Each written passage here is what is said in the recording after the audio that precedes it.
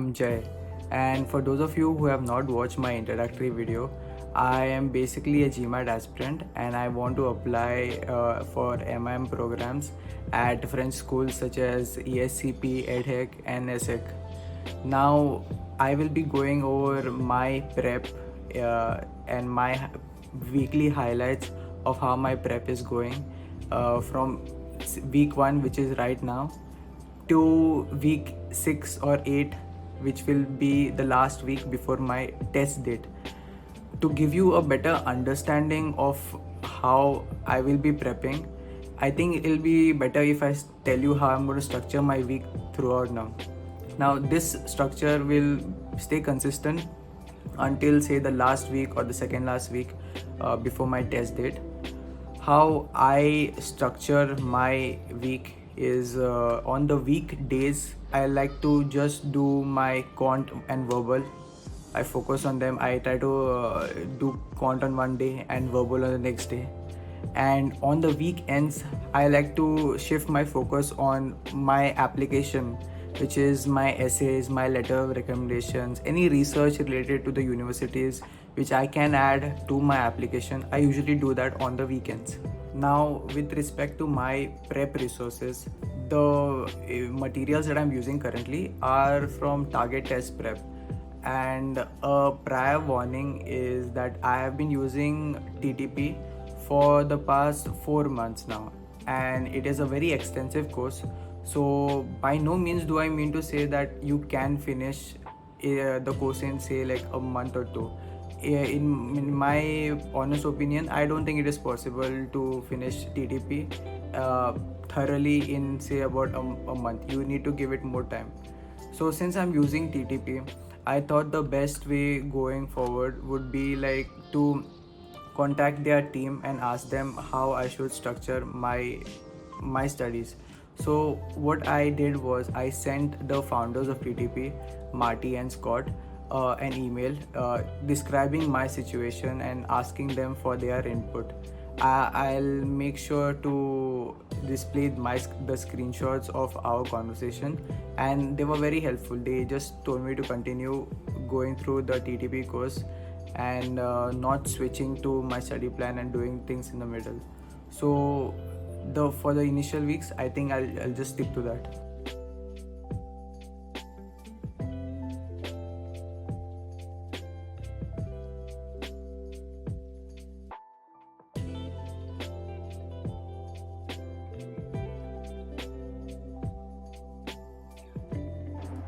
So this week I tried to finish my Target Test Prep program.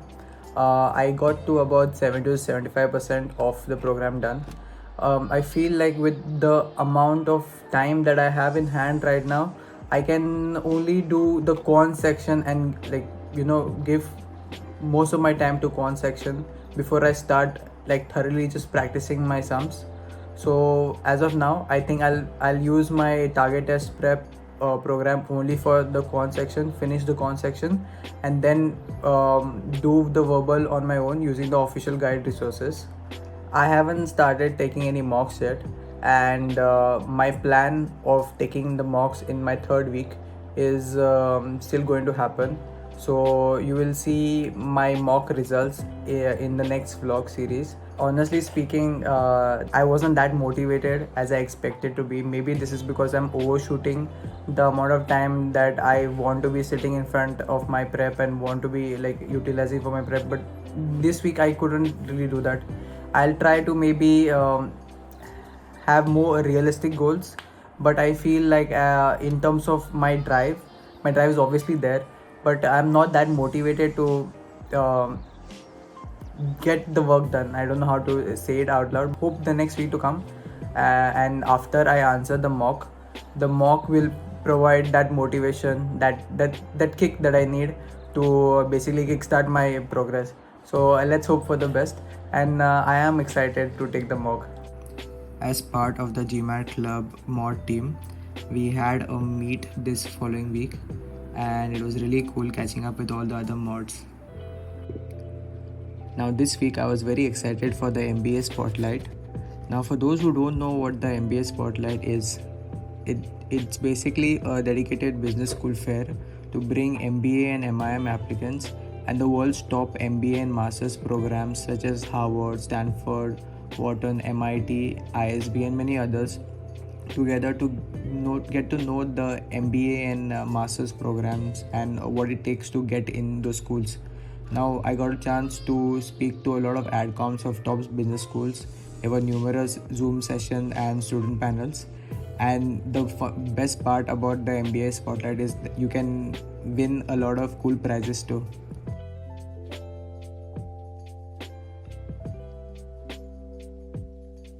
Hi, welcome back. So I'll obviously update y'all about what I have covered up during this week. Since I mentioned in my last week's vlog that I'll be taking some mock tests this week, and they didn't really go according to plan. The first mock test that I took was the MBA.com one, and I got a 620. 620 is not really a good score for me because I'm aiming for like a 680, and it's not really any improvement because the last time I answered the real GMAT it was a 620, so I don't think I've made any improvement. Now in terms of my target test prep, I'm continuously taking chapter tests and I am going through the entire quant course. I had mentioned this in the earlier vlog as well that I will not be doing the verbal course because it is a very extensive course, and I cannot cover the entire verbal section as well as the quant section, so I'm just dedicating a lot of my time to the quant section as of now. Okay, so my initial strategy was that I'll take two mocks, basically a mock on Wednesday and another mock on say Saturday. Now the thing with this is that when I took my mock on Wednesday, it went smooth. It was completely fine. And the mock that I taken was the MBA.com one. The one that I wanted to take on Saturday was the Veritas Prep one, which I have paid for the 7th or 8th paid mock test that you get. So here's what's annoying about being in Goa. The electricity and the internet issues are a huge concern, huge. So even when I was taking my first when I decided to take my first GMAT attempt, I had to travel. I had to go to another state because Goa doesn't have test centers, and if you want to take a test in Goa, it obviously has to be done online. If I take the test online, there's a risk of electricity fails or internet fails. There are a lot of fiber cutoffs that happen in Goa, so that is a big issue for me. Now when I was answering my mock on Saturday, the electricity went like twice.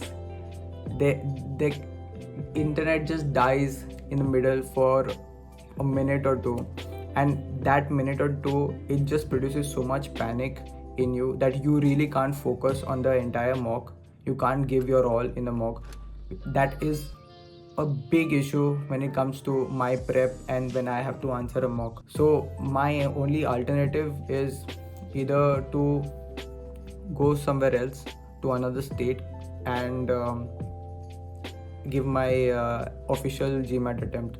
Since I couldn't complete my mock on Saturday, I was like forced to do like the quant section on Saturday, and then I gave myself some time and did the verbal section on Monday. Now this is absolutely ridiculous. I do not suggest this at all because that is not the proper way of doing a mock. The way I had envisioned my mock is I'd sit through the entire thing. I'll take the breaks. I'll just take 8 minutes of break. I'll eat a snack, but it doesn't always go your way basically. And I couldn't predict the fact that I could predict the fact that electricity might be an issue and if internet might be an issue, but it's not something that I can control. And I think that's important for you to just know. I mean, I'm forcing myself to kind of know that even though it's it is very frustrating to deal with. So as frustrating as it is having my first mock turn out to be a 620 and the second mock, regardless of it, it was like a 650. I took a day's break, and in the real GMAT I can't really do that. So I had reached a point where I was like beating myself up too much because of it, because I'm not seeing results even though like I've put in the work. I know it is subjective, but like that is the mental battle that goes on in your head. So the really cool thing about GMAT Club is I came across this amazing article by one of the users. I think his name is Chiranjeev Singh. Now I am not sponsored. I have not met this person, nor have I ever attended any of his courses. But an article that he has written resonated with me a lot, and it just made me feel so much more better. It motivated me, and it's this really beautiful thing that is written. It's called The Emotional Side of GMAT. I'll make sure to link it down below, and you can pause the video. I'll be sharing the screen for a bit, so if you want to just read it over this video, that'd be cool too.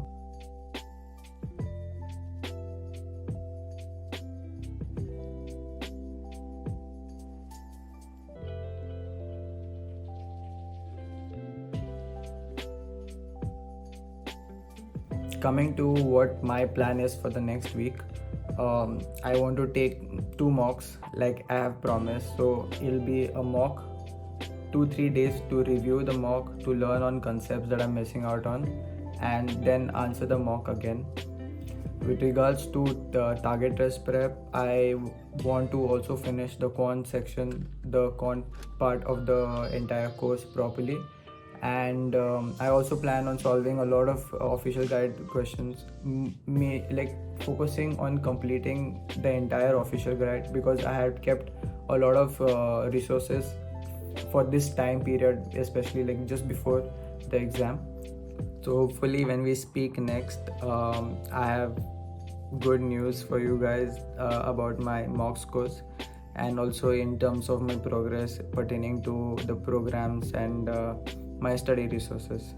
If you all want to see something specific, please make sure to comment down below, and let me know how you like this vlog series. Bye bye.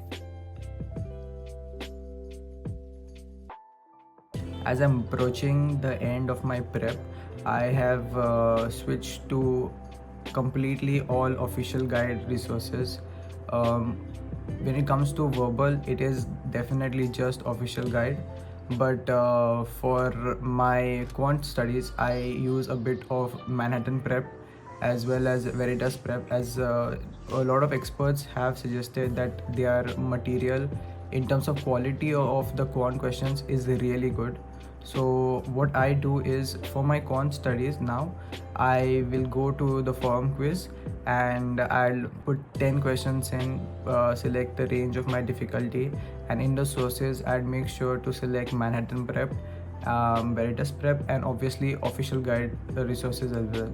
I am still unsure of if I'm going to be taking my GMAT online, or if I am going to be going to the test center to give my second attempt.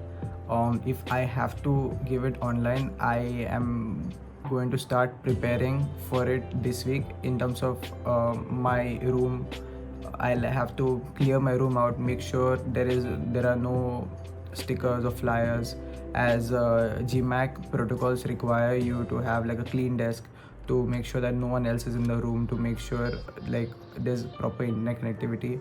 So all those criterias are going to be checked out by me in the weeks to follow, as I like to give my GMAT attempt in the coming days. So a very important thing that I learned very late into my prep is that when you're classifying or when you're segregating your questions, there's an option for GMAT prep as one of the sources. Now GMAT prep questions are the questions that appear in the MBA.com mocks. I was unaware of this, and I got to know of this when I spoke to an expert like very recently. So I would suggest you all to not make the same mistake that I did. Don't go and solve questions from GMAT prep, as these set of questions are what comes in your MBA.com mock test. if you've already seen these questions, it'll be very difficult for you to analyze where you're standing, as you've already seen these questions before. So you're not really testing on any new concepts or new type of questions. Better just study with different sources of questions like the Manhattan Prep or the official guide resources, and use the GMAT Prep or the MBA.com mock test as questions to test yourself on your ability of understanding or how far you've come. So I had finally reached that part of my prep where I had to finalize and book my test date. I had to make a decision whether I should take the GMAT online or in person right now, because previously I had taken my exam in person. So having reached the decision that I will be answering the GMAT online, there are certain criteria that you need to follow in order to answer the GMAT online. For one is that you have to keep your workspace very clean.